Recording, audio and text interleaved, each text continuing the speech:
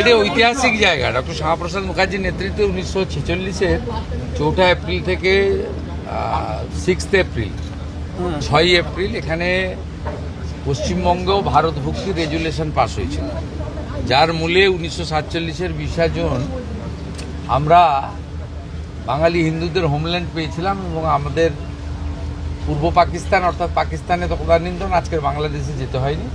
আমরা পশ্চিমবঙ্গে ভারতে বসবাস করছি আজকে। বাবা তারকনাথের দর্শন করতে পারছি, বাবার মাথায় জল ঢালছি, প্রণাম করছি, কপালে চন্দন লাগাতে পারছি। ঐতিহাসিক জায়গা। এখানে আমরা তারকেশ্বরে যেহেতু ডক্টর শ্যামাপ্রসাদ মুখার্জি রেজুলেশন নিয়েছিলেন সেই জায়গা এবং সামনে 20 জুন এটা নিয়ে আমাদের কিছু পরিকল্পনা আছে। যেহেতু আগামীকাল ক্যাবিনেট আছে সেহেতু ক্যাবিনেটের আগে আমার পক্ষে মুখ্যমন্ত্রীর পক্ষে কোনো সিদ্ধান্ত ঘোষণা করা ঠিক নয়।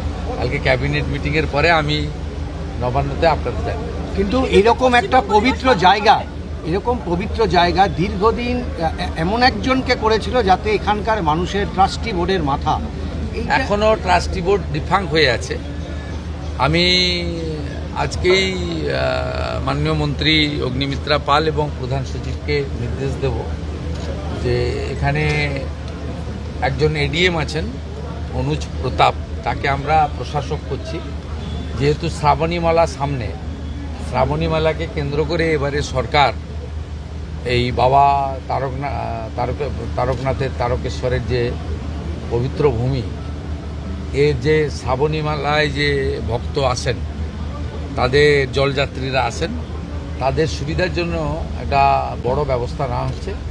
এবং আশু তারকেশ্বর মন্দিরকে কেন্দ্র করে আমরা কিছু কাজ করব। প্রথম তো ওই পবিত্র পুকুর পাড়ে সব রং করে রেখেছে, রঙের কালার তো পরিবর্তন আগে করা দরকার। ওগুলো ঠিক আধ্যাত্মিক বা সাত্বিকতা বা আমাদের সংস্কৃতির সঙ্গে মানানসই রং নয়, ওটা আগে করতে হবে। চোখে লেগেছে এক্সিএম হাতে সংবিধান নিয়ে হাঁটছে, বলছেন পশ্চিমবঙ্গে গণতন্ত্র বিপন্ন। আমাকে কি একটা ছবি পাঠিয়েছিল? এত দুরাবস্থা আমি জানতাম না। এত দুরাবস্থা, এক ঝুড়ি লোক, 150টা লোক আসেনি। আপনারা তো সাংবাদিকরা গেছেন 200 জন মতো। আপনার 200টা সাংবাদিক না থাকলে তো আর করুণ অবস্থা। তারপরে রাজ্যসভা লোকসভা মিলিয়ে এতগুলো এমপি শুনলাম, 3টে এমপি গেছে, 6 জন এমএলএ গেছে। ও দলটার অবস্থা ফলতার মতো হয়ে গেছে। কোনো বিধায়ককে 20 বার পর্যন্ত ফোন করছেন যুবরাজ সেই দলের কোট আনকোট, যে তারা অসুস্থ শুনেছিলাম। ফোনে করেছেন এরকম। অসুস্থ হলে ফোন করা যায় নাকি? স্যালাইন ট্যালাইন কিছু চলছে।